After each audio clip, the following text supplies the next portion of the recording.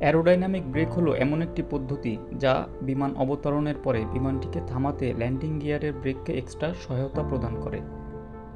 একটি এয়ারক্রাফট যখন অনেক পুরনো হয়ে যায় তখন পাইলট অনেক সময় অ্যারোডাইনামিক ব্রেক অ্যাপ্লাই করে থাকেন। পিছনের চাকা রানওয়ে স্পর্শ করার সাথে সাথেই কিন্তু নোজ হুইল রানওয়ে স্পর্শ করার আগে এই মধ্যবর্তী সময়ে অ্যারোডাইনামিক ব্রেকিং সিস্টেমটা কাজ করে।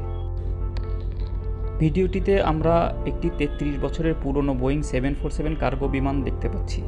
এই বিমানটি ঢাকা এয়ারপোর্টে ল্যান্ড করার পরে কিভাবে অ্যারোডাইনামিক ব্রেক অ্যাপ্লাই করবে সেটা আমরা দেখতে পারবো।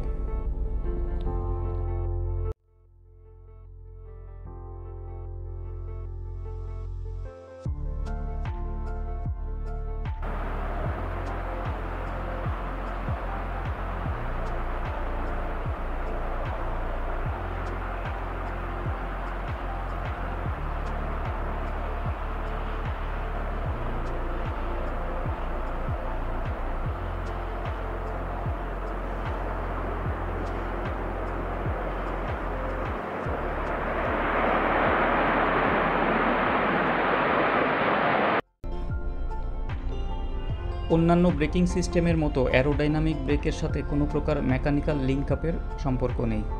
পাইলটের দক্ষতা এবং বাতাসের ফ্রিকশন ইউটিলাইজ করার মাধ্যমে অ্যারোডাইনামিক ব্রেকিং সিস্টেম কাজ করে।